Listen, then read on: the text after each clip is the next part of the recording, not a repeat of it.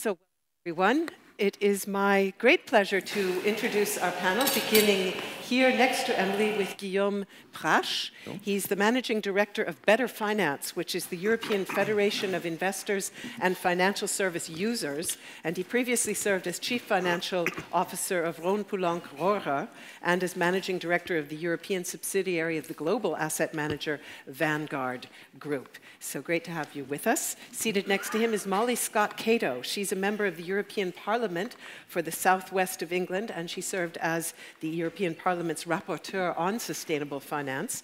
She's also a member of the Green Party, and she has taught green economics at Roehampton University in London. Great that you're with us as well. And it's a pleasure to welcome Christian Thiemann. He's CEO and Chairman of the Managing Board of the German subsidiary of the insurance and reinsurance group Athora, or Athora. I wasn't actually, which one? Athora. Athora, very good, thank you. Until recently, he chaired the European Commission's high-level working group on sustainable finance. And I'm very pleased to greet Corien Wortmann-Kool. She's chairman of the board of the Netherlands-based ABP Pension Fund. She previously served as a member of the European Parliament and vice president of the Parliamentary Group on Financial, Economic and Monetary Affairs. And finally, for EIOPA, we are very glad to have Justin Ray with us. He's deputy head of the policy department and head of the insurance policy unit, and he has been responsible for the provision of advice on the IORP 2 directive and on guidelines required under Solvency II. So, welcome, everyone. And as we did in the last panel, I'd like to get us started, first of all, with an audience poll. And it is this. And permit me to begin by reading a quote. Politico, on the 24th of October, cited this remark from a Canary Wharf-based banker. Yes, climate change risks and disclosures are a thing these days, definitely a big political topic, but let's be honest, it's more of a symbolic thing than an actual issue that keeps us up at night. So we want to know whether you share that view. Deep down, ladies and gentlemen, it's anonymous, so answer this as accurately as you can. True, but many but not many will say so on the record would be a first possible answer. Behind the curve, ESG risks are moving from nice to have to must do would be a second possible answer. Please vote now. Wow. Let's hear. Let's see how brave they are. It should be 100% after the presentation. We can vote. Yes. Yes, we should have asked it before. Oh, okay. That's surprising. Right. One always wonders to what degree the answers are aspirational. Let me start with a follow-up question to you, Emily. And as I mentioned, communication is one of those areas for which you've been commended. And in fact, you do a lot of work also, as I understand it, communicating with the business community. So would you say you find business in general, and perhaps to the extent that you deal with them, insurance and pensions sector in particular, taking a long-term view that responds to the sort of evidence that you have presented here? So I think that some sectors of the insurance industry have been very aware of climate-related risks for a long time. Other sectors perhaps thought that it wasn't such a big issue for them and are starting to become more aware. Similarly with the pensions sector, I was involved in a report looking at the UK pension sector earlier this year, which concluded that those in the pensions industry who were taking climate risk management seriously, typically to date were doing so more because it fitted with their environmental values rather than because they saw it as a financial risk. But I think that's changing, and I think it's changing in business more generally. Things like the Task Force on Climate-Related Financial Disclosures, my impression, has really started to move the agenda. But there was a report last year that looked at, from CDP and Thomson Reuters, that looked at the top 100 largest emitting publicly traded companies, and concluded that they amounted to 25% of global emissions, with the top 250 amounting to almost a third of global emissions. So I think it's clear that both business and investors have a significant role to play in responding to the climate challenge. And whether that has been fully recognised yet in a widespread way, I'm not sure. And we want to pick up on that point. That was something that Gabriel, I believe it was, mentioned as well, active engagement by people who have large sums of money and therefore market influence. Let me first ask about the perspective of users, though, and come to you, Guillaume Prache. If users of financial services are forced to choose, would they agree with the Canary Wharf banker and say that in the end, the key thing for them is going to be cost and return rather than sustainability? First, let me say good morning and thanks to EIOPA to invite a representative of financial services users and long-term and pension savers to speak. As Monique said this morning, I have a wish to express, which would be for EIOPA maybe to extend some free registrations to consumer reps, then you will have more in the room. It's a great theme for EIOPA to choose, life insurance, pensions, and sustainable finance. Because on the one side, we heard Emily, we need to invest a lot and quickly into sustainable economic activities that are deemed sustainable, preferably scientifically identified as sustainable. We might discuss about this. Because if not, the planet will become inhabitable, full stop, for us, but more importantly for our children and grandchildren. On the other side, if you look at European citizens' financial savings, #1 savings are life insurance and pensions. So that's why it is very suitable for EIOPA. So the theme is great. Your question, however, is outrageous. And it reminds me when I was heard at my request by the high-level expert group. And Christian doesn't know that because I was heard by a few members. You were not there. And I showed them a case of an investment fund that got an SRI label from an EU member state, socially responsible investment. Over the long run, we analyzed it. It had failed to reach its objective, which was to overperform a mainstream index, equity index, by using ESG selection criteria. When you looked before fees, it was hugging its mainstream index. So not only you could not see what was the impact of the ESG selection, but it is what we called or highly suspected of being a closet index or falsely active. Lastly, over the long run, it was not told, but we saw that people were losing a lot of money, and I'm going to your answer to your question, without any warning to the investors. And one of the H-leg members told me, reacted, telling me, but you have to accept to lose money if you invest into ESG products.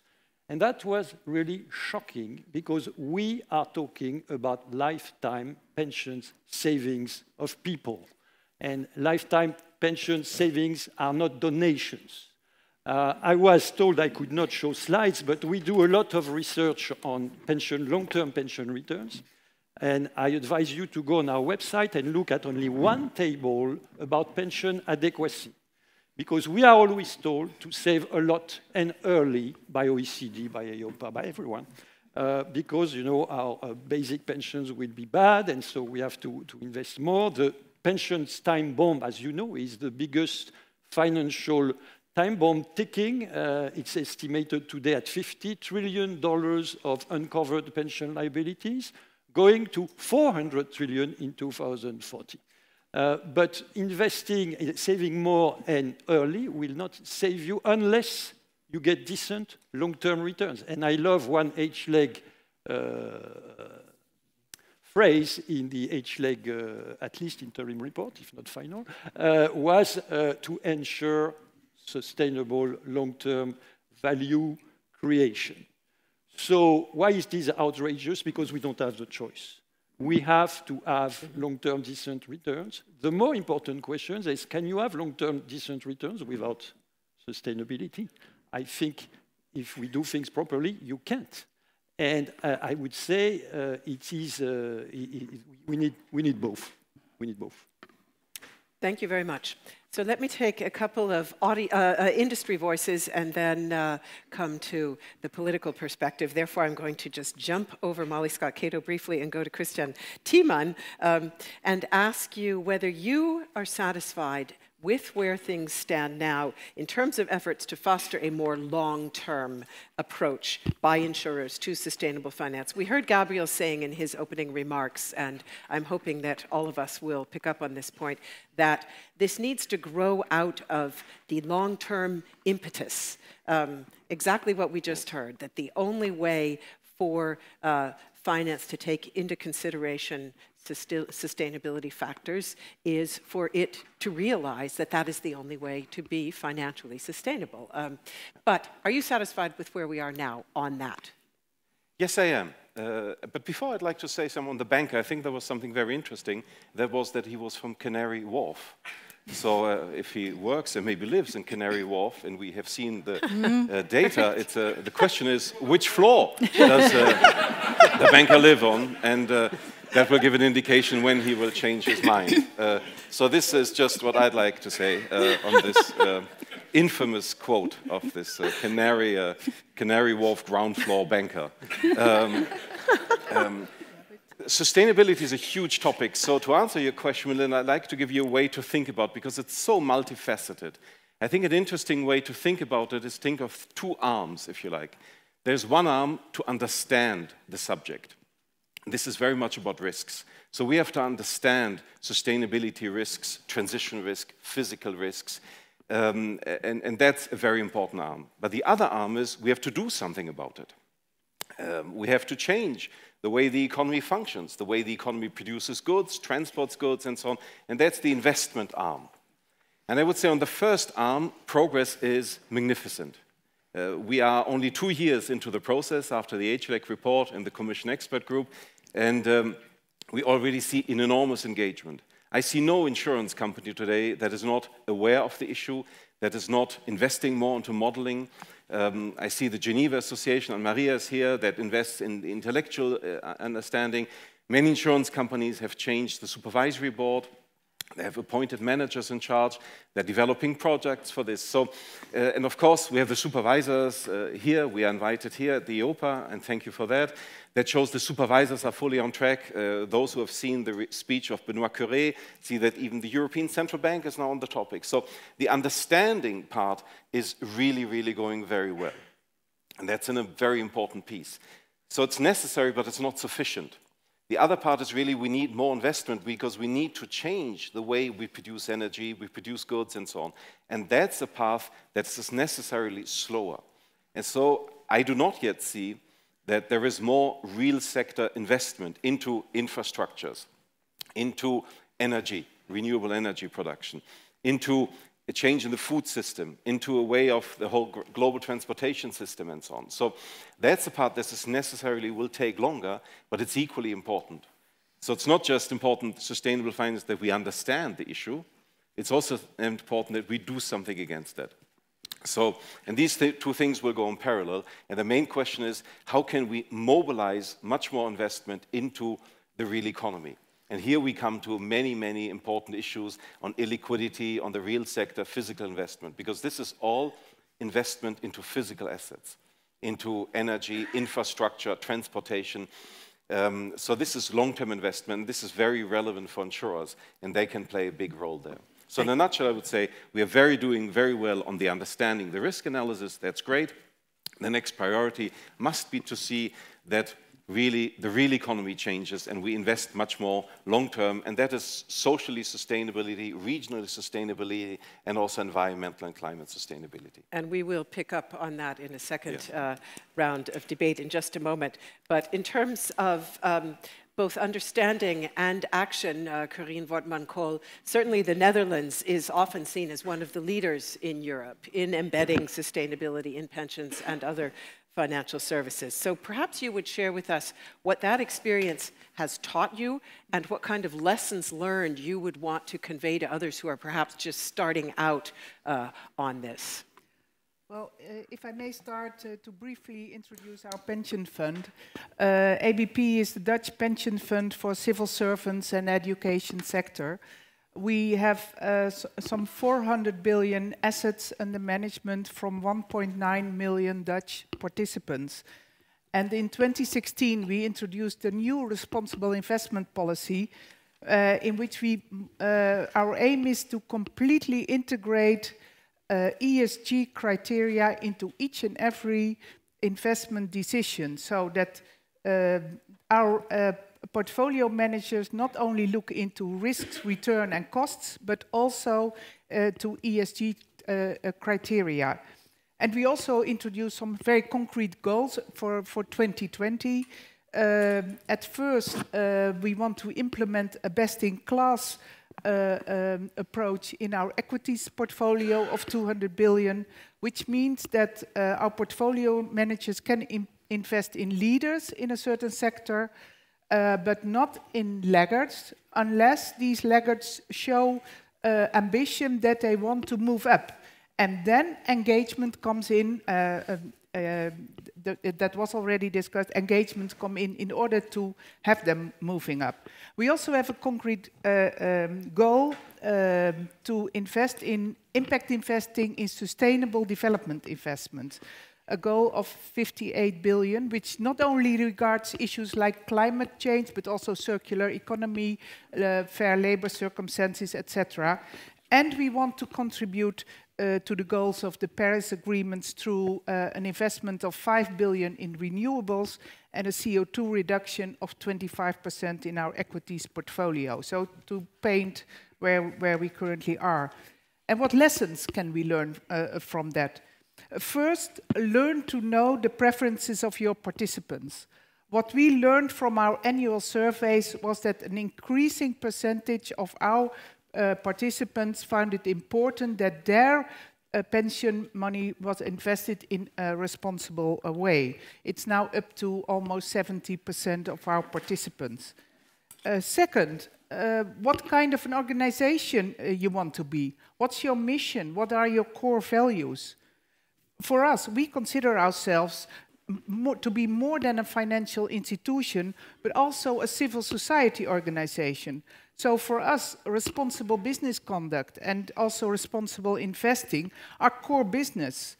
But not only the responsible investing, but also the accompanying transparency and accountability. We might come back to that later. Third, it was already discussed the role we have as long-term investors. Of course, also from that angle, we have an interest in responsible investing. Because participants want the best returns. Because research shows that responsible investment delivers at least the same result, and in the long term, even a better one. So for us, it's not only an investment belief, but it's also based on extended research. And increasingly, and Christian spoke about it, environmental risks are also financial risks. So it's an irreversible trend, and for us, it is an essential part of our fiduciary duty. Fourth, please don't start from zero, but learn from the front runners. We achieved success, but we also face a lot of challenges, and there is an enormous amount of information available, but also, and there I'm less optimistic as Christian, we need to put a lot of effort in sharing knowledge, develop common methodologies on CO2 measurement, climate risk, SDG taxonomy. For instance, for us, we already twice changed our CO2 measurements because we wanted to improve the quality. That's very difficult to explain, but these are still moving targets where we need to commonly work together. And I think also we need platforms where also supervisors participate. We have such a platform in the Netherlands. So these are essentially my 4 points. Thank you very much.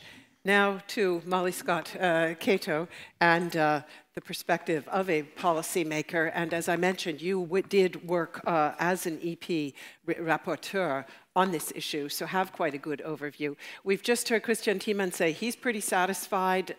Clearly, ABP stands there as a very good example of a company that is working to integrate these. Would you say in general that the financial services sector is where it needs to be? Are you satisfied? Well, I think it's great to be here with the insurance and pension sectors, because those are the two that I can say are really taking this agenda very seriously. And that's not surprising, because when you're investing people's pension money, you're very focused on the long term. And if you're an insurer, you already see what climate change is doing. So there's so much less skepticism amongst the sort of people we have in this room compared to some other sectors, I would say. You are basically the heroes of this agenda, especially this guy here. And also, I hope you will continue to be the champions of sustainable finance. Now, is it being taken seriously? I've got only one stat for you today, and that's from Standard & Poor's, and it says that the number of companies in their 500 index who have a sustainability report, who issue a sustainability report, has moved from 20% in 2011 to 85% today. So in just those 6 years, it's gone from 2080 to 8020 effectively, and that's how rapidly this agenda is moving, because customers are very concerned about this, and because generally insurance, investment, pensions, businesses realise that they have to give that information to their customers. I obviously meet people from all sorts of financial industry players coming to lobby me about various bits of legislation. And the message I get very clearly is that what they want is clear signalling. We are responsible for financial regulation, but we're also making legislation that changes the length of time that various assets will have value. So this attempt to sort of create a dichotomy between financial return and sustainability performance is a completely false one. Because in the long term, if your asset is not sustainable, it will not have value. And the most important type of asset we're concerned about is a stranded asset, which is an asset that is effectively destroying its own productive base. So if you have a coal mine and that is then destroying the quality of the climate so human civilization won't be able to continue, that is a stranded asset. We have decided that fossil fuels will be phased out. Over the medium term, there will be no longer any fossil fuels in our economy. So if you're investing for a pension for somebody who's under the age of 35, you're essentially mis-selling them that pension because those fossil fuels are being removed. We're clear about that as policymakers. If we're clear and we give that clear signal, then industry can respond. And just as a final point on disclosures, this was quite an interesting statement because this guy sitting in Canary Wharf, possibly with wet feet, is asking himself, oh, do I need to report that? Do I need to tell my customers what I'm doing with their money? I've found it really surprising that people involved in financial services think it's absolutely fine that their customers don't know what's happening with their money. And I can tell you that situation is changing. So it won't be for that guy to decide sort of like, do I mind? Because we voted the Monday before last for mandatory disclosure. The Commission put forward a proposal for mandatory disclosure. We've extended it in terms of scope about what must be reported and the sectors it has to cover. So it will cover banks as well in future if the Parliament manages to prevail in the three-way negotiations to follow. So much wider disclosures about environmental impacts, starting with climate, moving through other environmental impacts, then social impacts, so you can't basically offload your climate responsibilities onto poorer countries of the world, and finally also on governance. And if we think about what's happened with Carlos Ghosn this morning, you know, if we're not able to control those sort of governance risks, which then result in business risks and risks to people's jobs, then we're not doing our job properly in the European Union. Thank you very much. So let me go now to Justin Ray and ask you to comment from the supervisor's perspective about the role of supervision and regulation in the area of sustainable finance. Thank you, Melinda. Good morning, everybody. Let me start this with a quote. I mean, it's from the UN Environment Chief, Eric Solheim. For generations, the insurance industry has served as society's early warning system. I think that's a very good quote, and I think in a sense that encapsulates a lot of what we want from the regulation and supervision angle to achieve. I mean, to do so, I think insurance and pension funds need to continue to develop their long-term approach to sustainability, and as Molly has already said, I mean, this is the end of the financial sector which has the longest time horizons and therefore has the greatest interest. I agree actually with a lot of what the previous speakers have already said. I agree that, as Emily has already pointed out, a lot of insurers, a lot of pension funds are very concerned about this, but perhaps not all. I also agree with what Christian said, that things are moving quickly. I mean, particularly in the European context, where sometimes things can move slowly. This is not one of those. I think that in terms of developing the long-term approach that we all seek, I think that insurers, pension funds, helped by regulation and supervision, needs to shine a torch into every corner of their business. To look at the risks that are underwritten, at the assumptions that are made, at the investments that they have, to look at all of these in terms of sustainability. Have the risks been identified? Have they been measured, recorded in the ORSA or the own risk assessment or elsewhere? Because I think, again, a point made in Emily's presentation, there are these risks, and there is also the danger of catastrophic outcomes, and these need to be considered by all insurers, by all pension funds. If I may, just to finish, I mean, I think there's three areas that insurers and pension funds need to look at in particular. One is that they manage and mitigate their sustainability risks appropriately. And I think particularly for the insurance side, this reflects the role of insurers in underwriting risk for the whole economy. This is crucial. I think, secondly, that insurers and pension funds adopt a sustainable approach to their investments and other activities. As Corinne said, this reflects the importance of insurance and pension funds as owners of a substantial portion of the European economy, and I thought her example of how a large pension scheme can take the initiative here is worth reflecting on. I think on this aspect, what is particularly important, that both insurers and pension funds, as well as considering the impact of sustainability on their investments, they need also to take account of the impact of their investments on sustainability. I think this is key to it. This is the sort of stewardship concept which Gabriel mentioned in his speech today. And finally, of course, the preferences of policyholders and pension scheme members for sustainable investments need to be reflected, whether or not those preferences are for sustainable investments or indeed are not. I think that one aspect here is intergenerational, if we think of this girl behind us. By the time she is an adult, and certainly by the time she is a pensioner, if things go well in terms of how Emily presented it, she will live in a carbon-neutral world. And we won't be then thinking about, well, sustainable investments or other investments. We will have no choice that all investments will need to be sustainable. Thank you very much. We have an audience question that picks up on exactly that list of options. So let's try to get the audience to prioritize now among the things that Justin just laid out for us. So if we could have that audience question up on the screen, please. The question is this. Could we get the next audience question on the screen? Here we go. The most important thing, so you can only choose one, that insurers and pension funds can do in the area of sustainable finance is, 1, allocate a greater share of investments into sustainable projects. Number 2, identify, assess, and price correctly the risks arising from ESG factors.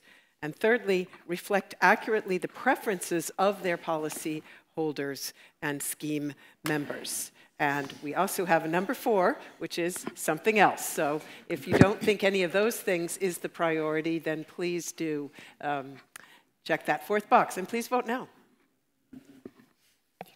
Difficult choice.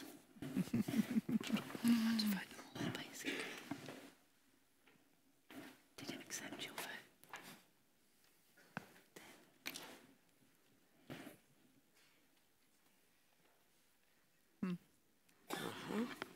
Is that what you... Okay, excellent. So, bearing that in mind, I'd like to come to the panel now for a second round of questions. And Guillaume Prache, from your particular point of view, representing users, what measure would you say would best help policy holders understand the degree of sustainability that's in their investments? What would you want to see the industry do, and what do you think would be of most use to users? Yeah, no, that is a very important question because end of the day, as I said before, behind the life insurers and the pension funds, it is EU households' money. First, you need to give them trust. Their trust was already damaged in savings and investment products by the financial crisis. If you look at the European Commission Consumer Scoreboard, pensions and investments are always at the bottom of all the goods and services ratings in European consumer markets. To get the trust and knowing that pension savers, it's not a full-time job, they are not very financially literate, they are a bit lost in how to identify and assess what are the sustainable activities. Yeah, I think in all the, and maybe it's the opportunity to talk about the current European authorities action plan, I think the key thing for EU citizens as life insured and pension savers is a very carefully designed and very carefully controlled eco-label. The rest, they will not have the time and or the capability to understand. But this, you need 3 prerequisites to get this. The very first thing you need is indeed that governments, institutional investors and companies identify what are the economic activities that are deemed sustainable, which means first get the taxonomy right. And I'm sorry because that is not the order it is put right now. And I think to try to leapfrog this, we will get it back, we will shoot ourselves in the foot. I give you, for once, a bit provocative example. Germany, the world leader, or one of the world leaders in wind and solar energy power. They release 10 times more greenhouse gases per kilowatt hour than France.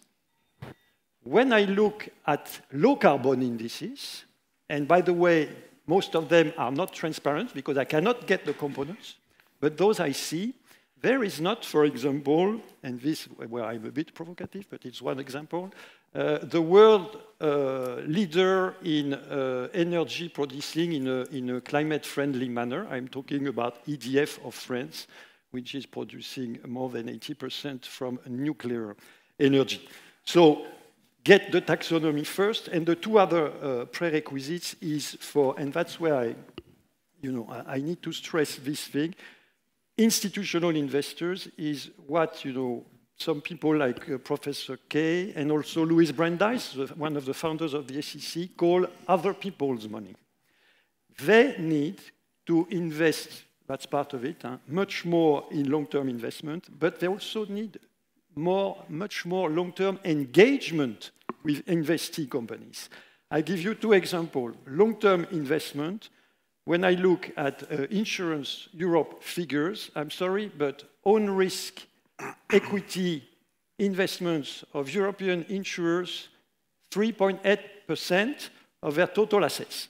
Okay, does not include the equity part of their own risk investment fund investments, but as Gabriel said this morning, we need much more transparency and see-through in this because we don't have the data. So with 3.8% investment in equity, you will never get to this. You will never have the enough investment. The other example of long-term engagement, we often feel very lonely when we try to file resolutions, for example, with big energy companies, to get them a long-term sustainability plan to the General Assembly, for example. We very lonely, which means institutional investors very too often are not there. Last thing, last prerequisite, governments need to take their responsibility. And when I was in school a long time ago, economics lessons, we were told already about a very important economic principle, which is negative externalities. How do you correct negative externalities? You tax them, you tax the people responsible for them. I think if governments do this and do this more, that will be also a great help for us and for institutional investors. Well, that really goes to point 2, doesn't it? Because if they were to do that, then pricing the risks would become a lot more comparable and uniform. Let me go to Molly Scott Cato now. Christian Thiemann, you want to? I'd just like to react to that because I think we may have a little problem because these questions, they're all very good, but they're very static.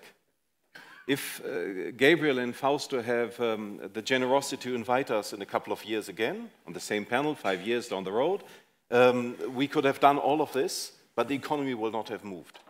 So we could have done allocation, different capital allocation, better risk assessment, but we would still live in the same economy, we would still have the same problems. I think the biggest challenge is for insurers to adapt the business model, to develop a better understanding of sustainability risks, to develop products, to help people, to help families, to help industries, to better protect them against climate risks, for example. I mean, the presentation was crystal clear, coastal borders and so on. We know that 50% of economic damages are insured from climate risks in Europe. In emerging countries, it's 10%, in Africa, it's 1%. So that's a huge opportunity to change and develop the business model. So that's one point. And the second point, on the first question, the problem is there are not very many sustainable projects out there. So that is the main challenge. We are all hunting the same few assets. All assets are overpriced. The economy does not, and this is a lack of political leadership, does not generate many investment products which one could allocate capital to. So I think what we also need to achieve, but that's less for this audience because we can allocate our balance sheet, but the main question is, does the economy generate sustainable projects? Do we really change the functioning of the economy? And then we can allocate the capital and support that transition. But if politics doesn't lead the transition, we cannot really pull on a string with our balance sheet. And that's what I meant in the first place, that the litmus test of sustainable finance being successful is that we have a sustainable economy. So just by reviewing the balance sheet, that can help a bit at the margin, but the real thing is to get the economy on a different path. And I think that's the first priority.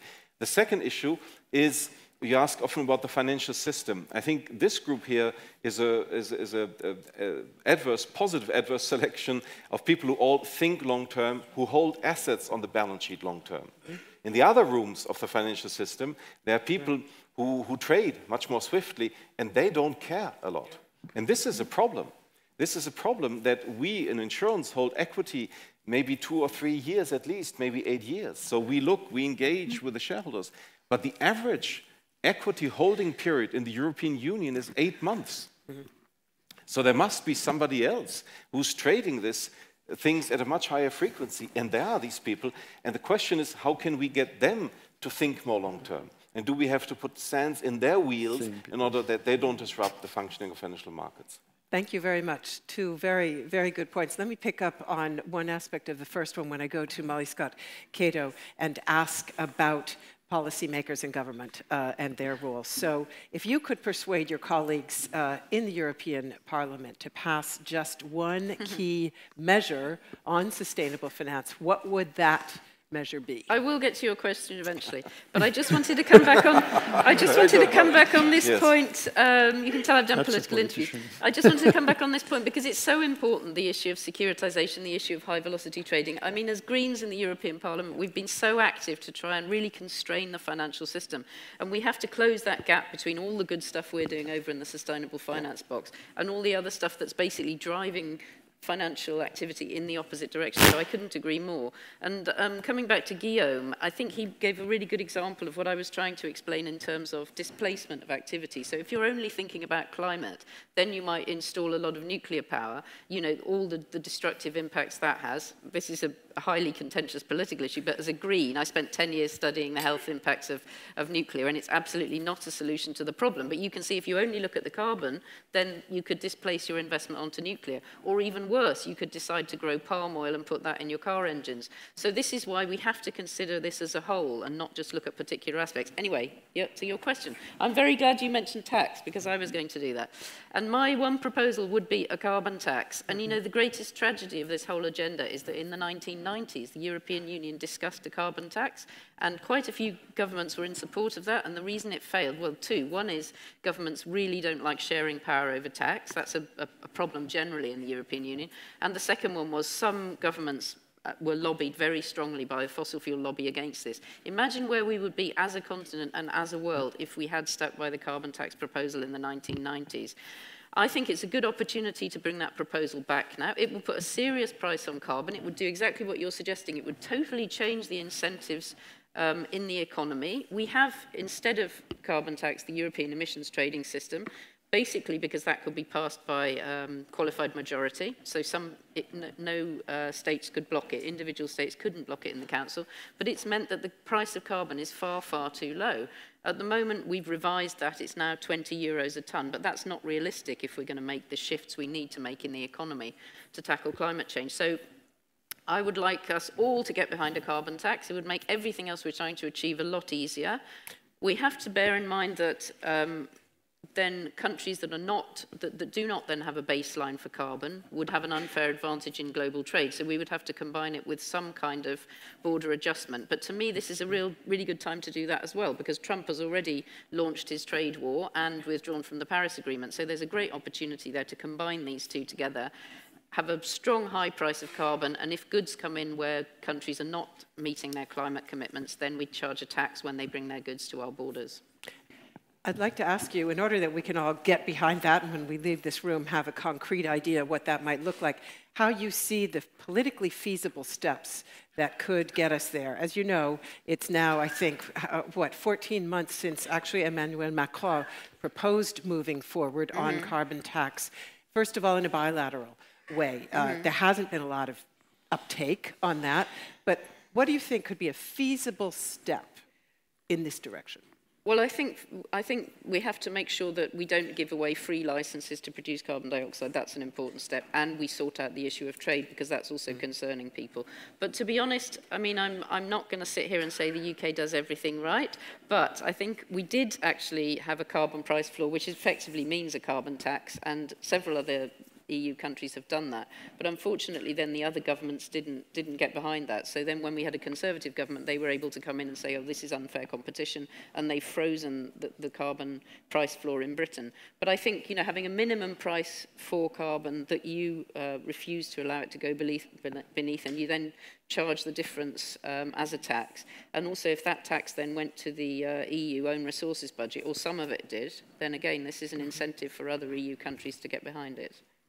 Thank you very much. Let me come now to Emily Schuckberg with a similar question. First of all, to the industry itself, insurers, pension funds. What is the one single measure you would want them to take? But also beyond that, if you look at governments, whether at the EU level or national level or otherwise international level, what do you think is the most crucial step there?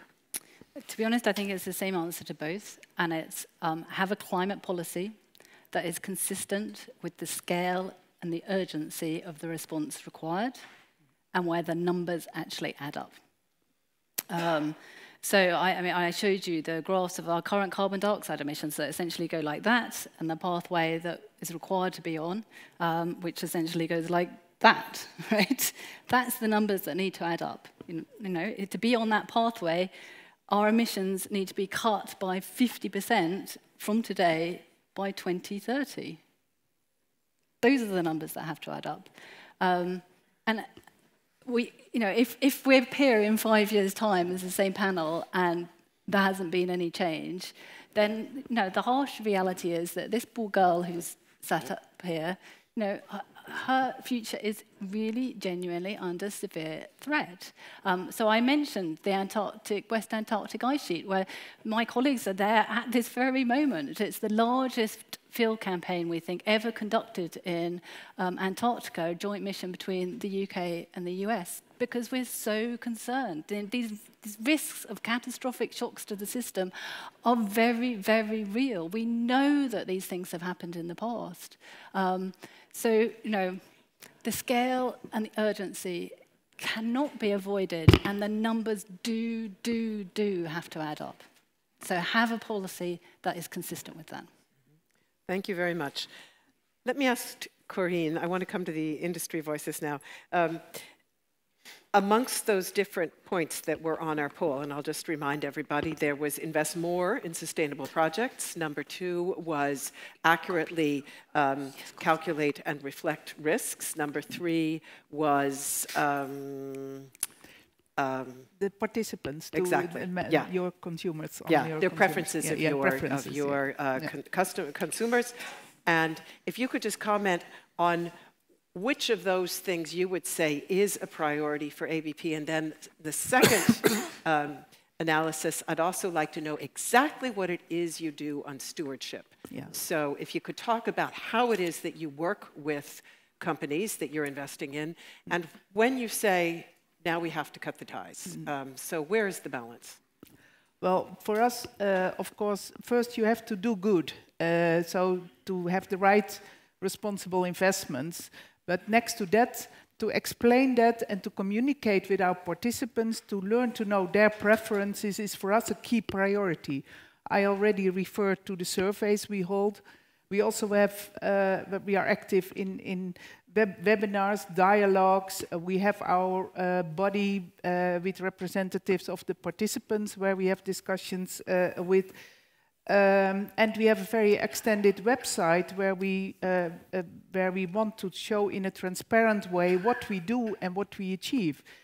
And in that area, the engagement we have with companies is a very important part where we need to explain more, because exclusion policy is easily explained. Well, we are in or out, and some pension funds and asset managers, insurers act a little bit, populistic. Well, there's a public mood, so let's exclude this or that company. We are not in that area. We want, with our inclusion policy, we want to push companies to improve their performance on ESG.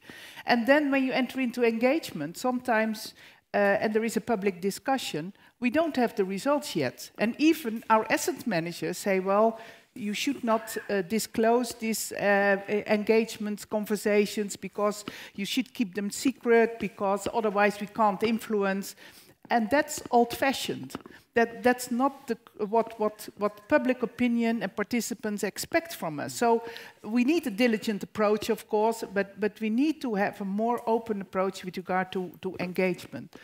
But maybe the most important lesson is, and Gabrielle mentioned this, keep it simple. You said you referred to the complex products we provide our participants and customers with.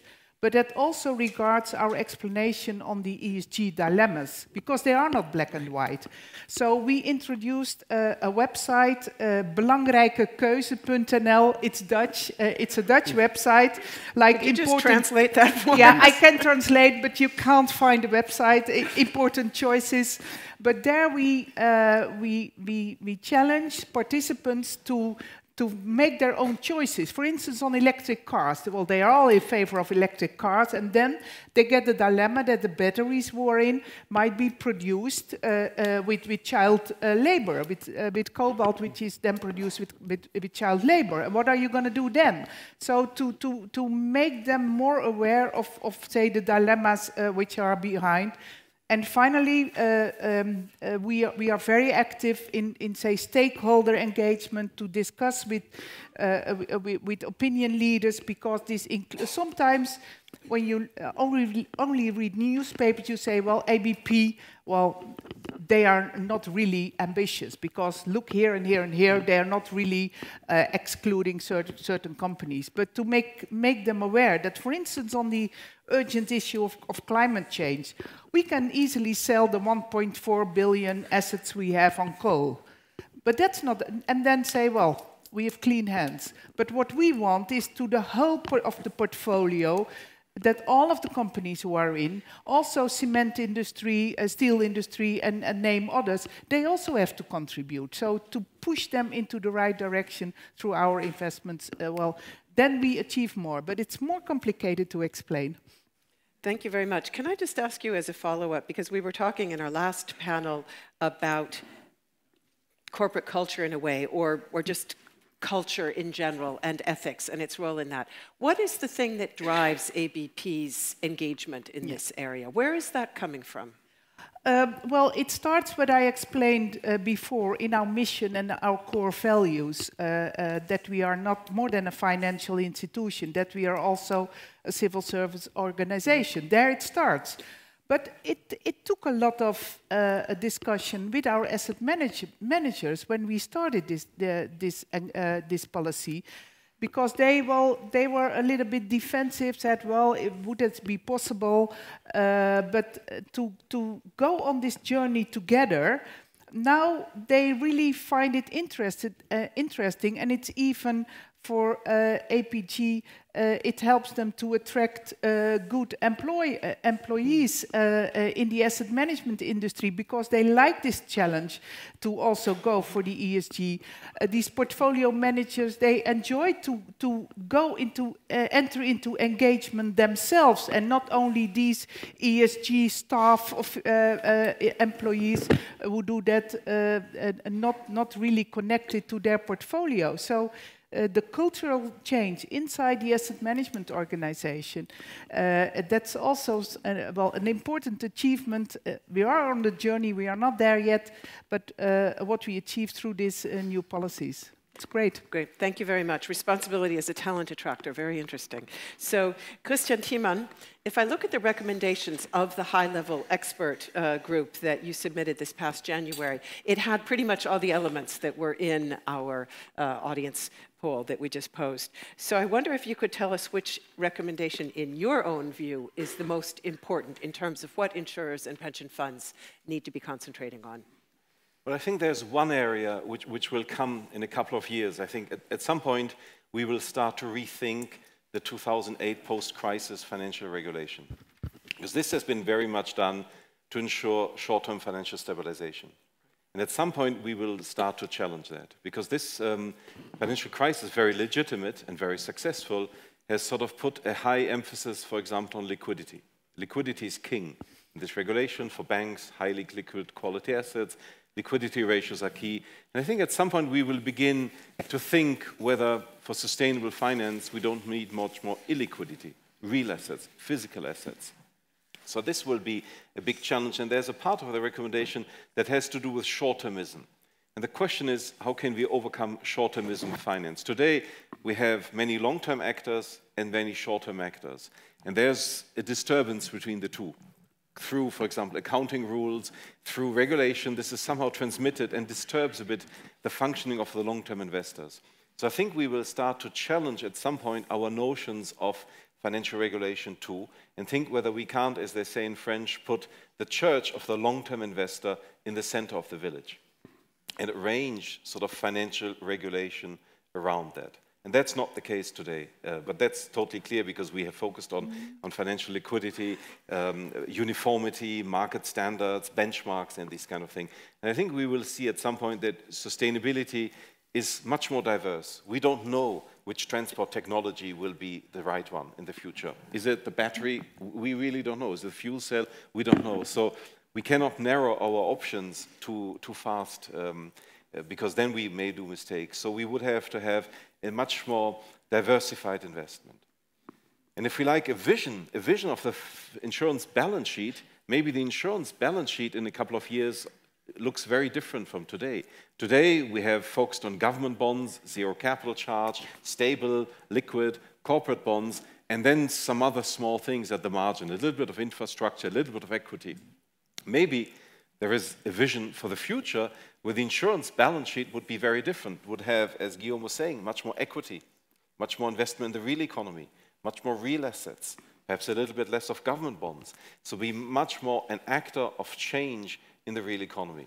And I think that's where we'll go to over the medium term. And I think it will come from today focusing on risks, very clearly, tomorrow fostering long-term investment, and maybe the day after tomorrow, and I'm coming back to the 5 years' time, Gabriel. So at some point, I think we may want to rethink some parts of regulation, just think whether we don't need to move also from the insurance sector to have a different balance sheet structure. And let me take that right to Justin Ray, because yes, we heard Justin. Gabriel saying at the outset, this isn't really about regulation. It's about a sort of an organic development from a realization that the only long-term sustainable insurance or pension fund is one, financially sustainable is one that is also environmentally sustainable. So where do you come down when you hear Christian saying maybe we need to relook at the whole structure of rules and regulations we've put into place to see whether they may need some adjusting in view of these considerations? Yeah, I mean, I think that these are things that need to be considered. I mean, we have the review of Solvency II, and the Commission has expressly asked us to look in the context of sustainable finance at both the asset and the liability side. I think that is right. And I agree with what Tristan says, that fostering a long-term approach is crucial. And if there is evidence that the regulatory, the supervisory structure is an impediment to that, then of course it should be reconsidered. I think it's important to not focus too much on the capital charge and on the asset side. I think firstly that it is important to look at the evidence. I have to say the evidence so far is that actually Solvency II has not kind of caused reductions in investments in long-term assets and so on. If anything, it's the other way or it's stable.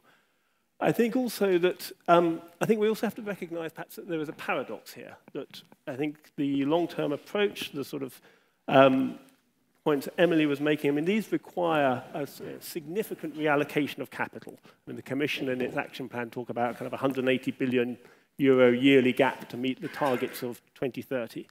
And we know that insurers and pension funds are some of the most significant institutional investors. And therefore, if there is to be a reorientation of investment, then insurance and pension funds are going to have to play their part. But I think what is important is that they do this because they take a long-term approach rather than because of short-term regulatory incentives. I think that is a very important point.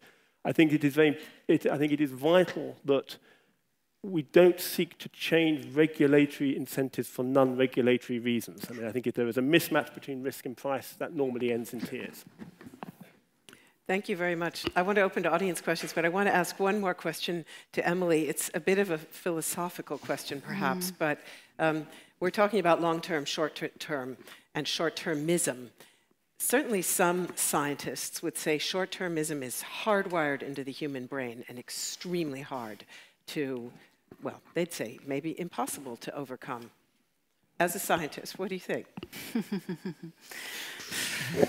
I mean, clearly that's been the big issue with, with responding to climate change, is that it's the cruel nature of the threat itself is, as Mark Carney has, very lucidly described, it's the tragedy of the horizons. It's that, that it's going to be in this girl's future that the damage that we are inflicting becomes evident. And that, and that, of course, raises real challenges in terms of encouraging action today to prevent tomorrow's disasters. But I guess the final statement that I made in my presentation was that it really is the responsibility of each of us, individually and collectively. Sorry, Emily. Well, I just want to say a quick word against this sort of cultural determinism, because I mean, I think we shouldn't say that the way our culture is typical of the human race. I mean, if you think about the Iroquois, they planned for 7 generations hence. I think we could learn a lot from cultures like that. Yeah. It's not hardwired into us. It's not hardwired into us here. It might be hardwired into our culture. Cultural change is necessary, but we don't need to reprogram human beings. We can do this. We can think long term. Yeah. May I second this? Because individuals, savers, they are naturally long-term oriented because their needs are long-term. Let's not fool ourselves. Huh? And in ESG, we have not talked about the last letter, which is big G. We need to improve the governance of institutional investors to align their interests to the long term. And, I fully support what Christian said, that we need to rethink the short-term bias of the current regulation, and I salute myself as well the new proposals from the Commission to try to lower the equity requirement for equity investments that are funding long-term and pension liabilities. But sorry, when I hear, we are all convinced here, pension funds, life insurance, about the long term, it is some other bad guys who are, churning portfolios and in a year or even less, they are the same. You and your suppliers are the market. So you really, we have to go deep, and improve the governance of institutional investors, and also stop discouraging individuals who want to invest long-term, want to invest directly in shares, and we need to stop discouraging them to exercise their voting rights. Because again, and I agree with my neighbor, they don't need to be, their brain doesn't need to be recalibrated because they're investing for their pensions, for their children's education, for their home, for transmitting wealth. So they are naturally long-term oriented. Thank you very much. Let me open now to the audience for questions. If you have a question, raise your hand, please. Again, they're dreaming of lunch, but it won't get you out of here sooner. Please. Can we have a microphone over to this gentleman? Go ahead. I think it should be on. Go ahead. No. Can we get the microphone up, please? Maybe if you stand up, he'll see. Hello? Yeah, there we go. Sorry. So, Stefan Null, hello. Thank you for your discussions. So, Emily, you were quite clear about how figures have to add up in a very short time frame, and they have to add up. And all I heard from the other panelists is how could we nudge the industry or convince the industry or incentivize the industry to sustainability, and my thought was this will never add up. So the question is, how can we force the industry to become more sustainable? Who would like to? Justin? I think it's very important to think of this as a transition, not a discontinuity. I think that actually there is a risk to forcing, in your terms here, to say that it is the role of the supervisor, for example, to select investments. I think that we have to have regard to the wider consequences, say, of making these sorts of forced choices. Firstly, it implies that actually, say, the supervisor knows better or knows somehow what the true price of an asset is, and I don't think that is really our role. Secondly, of course, stranded assets, this has come up a couple of times. If by forcing we create these in an unnecessary or overly fast way, then again, that is likely to be counterproductive. So I worry a bit about, I think the direction of travel is clear, but a transition, not a discontinuity. So Molly Scott Cato wanted to it's really important, this idea of an orderly transition. And so we mustn't panic. I mean, seeing how serious things are makes you feel a sense of panic. And of course, I wish we'd taken the action 30 years ago, as I already said. But panicking now will not help. So we have to be all about an orderly transition and clear signalling. But I also think we're focused quite a lot on private investment here, and we need to basically put more pressure on our governments to make the public investment. And, I mean, I'm talking from a British perspective here, but to see a country endlessly cut public investment in the kind of infrastructure we need to see, and to sort of end up in the absurd situation where you can't afford to save life on Earth because you have to balance the budget, I think is something we really need to re-examine. The sort of public spending model that we're working with is also broken, in my view. Of course, a lot of this stuff is mandatory. The proposals we're working on are mandatory disclosure, and this is just the first of a whole series of legislative proposals. We're just talking about the ones we'll get through in this mandate, but this will be a key priority for the next mandate, and obviously voting for people that agree with this agenda really helps in bringing it to the top of everybody's priorities. Lastly, I'd like to stress again something Emily said in her presentation, which is about the fact that no matter how urgently we act now, there's so much carbon dioxide already produced that we cannot stay within the 1 degree limit unless we also reabsorb a lot of that CO2 back. And that's very much about land management practices. And one of the things I particularly valued about the H-Leg report was that it prioritized farming and land management as one of the key sectors here. Not just because at the moment it is problematic and we need to have less meat and dairy and more plant-based diets, but also because if we farmed land and had these rich, deep soils full of carbon, as we used to, we would be pulling back a lot of the carbon dioxide from the atmosphere, actually at very little pain. It would mean you'd have to eat organic food rather than food based on a farming system that just sort of puts chemicals on a very thin layer. And also we could return to the American prairies rather than the Dust Bowl, which also I think wouldn't be very problematic. So, if you see that kind of land-based vision of carbon absorption, the Earth has an amazing capacity to absorb that carbon back, but we have to change the way we use agriculture. And we would have much more regional employment, because that's a source of regional employment too. I wanted to echo on that these incentives are not a free lunch. So that is a way of forcing. For instance, with regard to the requirements in risk management on the non-financial side, but also what has been said on transparency and accountability. And I think on that we even have to step up. And not only when it's about disclosure for financial institutions, but for companies, for the business environment. For us, it's very difficult to find the really reliable ESG data, because there are no clear disclosure requirements. So a stock-listed company can easily claim that they contribute to the Sustainable Development Goals, but what evidence they have to show in order to underpin that claim? I give you an example on what we achieved. Shell company, we achieved that they have to assess the whole of their portfolio against climate change risk and report on that. And that report is then publicly discussed amongst investors, in public opinion. And that is then a force, but I think a force in the right way for them to continue on that path. So I don't like the way of force with regulation, European law. I'm a former MEP.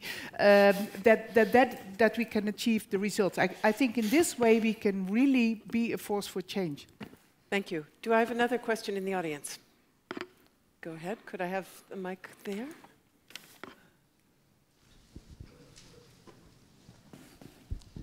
Ghislain Périssé. Asset owner and asset manager could not be perhaps as equipped or technical to understand all ESG risk. Why the Europe try to regulate obviously financial industry instead of starting regulating all other sectors, as just was mentioned? Because the disclosure or the data, as you mentioned, is the first element. Anytime data are available, all the financial industry used to look at this data.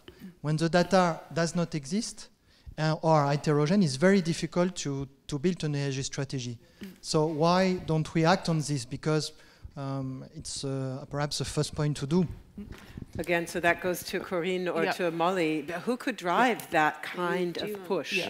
Well, it's an and. So the financial industry has to take its responsibility and, of course, business environment as well. And not only in supervision or regulation, but also the power pension funds and insurers have in how they formulate their mandates towards the asset managers. We haven't touched on that, but what kind of ESG requirements do you put in? So I think also that is an area where we might could step up. We have an easy go because we have an almost dedicated asset manager, but there are only a few who have that. So I would also want to highlight that. I think Christian also, and Molly one second, just Christian first. I think things are happening at the same time. So there are rules and regulations that encourage this data to be provided. And there's much more disclosure now mandatory for firms and companies to provide this information. So these two pieces, or these two buildings, are rising jointly. The financial sector is, of course, very powerful because it's where assets are very concentrated. So a few actors have a huge influence. Nowhere else do you have a say over hundreds of billion or thousands. I don't know how many lines your pension fund has, but so it's a huge power and therefore also responsibility. And this is why this topic of sustainable finance got into focus. You can say it's very strange because we are discussing the subject since 25 years. The Rio summit was 1992, so it took 25 years of discussion, and only now in Paris, suddenly the issue of finance was put into focus, and people said, if we really want to change the economy, we have to change capital flows. So this was one of the geniuses, I would say, of the Paris Agreement, to think about the role and the responsibility of finance, to think about the role and responsibility of all of us. Thank you very much. Molly, briefly, if you would just briefly to say that the point is nothing will happen in the economy unless it's financed. So if you push sustainability into that high level, then you are effectively shifting everything that happens across the economy. That's why it's an efficient way to deal with these problems. And because we have the power at the European institutions of financial regulation. But we also have the power to make other changes. We can work those two in tandem to achieve an orderly transition. So we can decide fossil fuels will be eliminated from the European economy by this date, and therefore you have to start managing them out of your asset holding by 5 years before on this sort of trajectory. That's why it gives us the power to make these changes. But I also wanted to say that it's also about changing the due diligence of financial companies. And if you find then that the companies whose assets you have in your portfolio have not reported clearly, then you should not be investing in those companies. So it's about better reporting by all companies, but also financial players having an extended due diligence responsibility. And that's what the disclosures regulation will bring in. Thank you. Last word to Justin. We heard earlier about ethics washing. I think we have to be very careful about greenwashing here, that if a product claims to be sustainable, then it should be. And if I may finish on taxonomy of all things, the point about data, as a supervisor, what works well often is precision. We set out a general principle or whatever, and people say, well, what exactly do you mean by that? And this is where I commend what the Commission is doing in terms of developing a taxonomy on sustainable finance to try and get a greater agreement on what the different terms mean, because only when we have a common understanding of what we mean by sustainability, what we mean by climate change, adaptation, mitigation, and so on, will we be able to move forward in the best way. Thank you very much. Before we give them a round of applause, I want to just give you a few instructions so you don't all jump up right away. Ladies and gentlemen, we will now go to a lunch break after they get their applause, and that will continue until about 2:30. So it is a little shorter than originally planned, but I think you'll still have plenty of time for lunch. And dear members of the press, the press conference with Gabriel Bernardino will take place immediately after we end here. And please do follow the signs to the room where that will occur. And that is why we will now stop with audience questions so that Gabriel at least has a little time for his lunch break after the press conference. And it is now time to say thank you to the panel. Give them a very warm round of applause, please. Thanks to the moderator. Thank you. Thank you.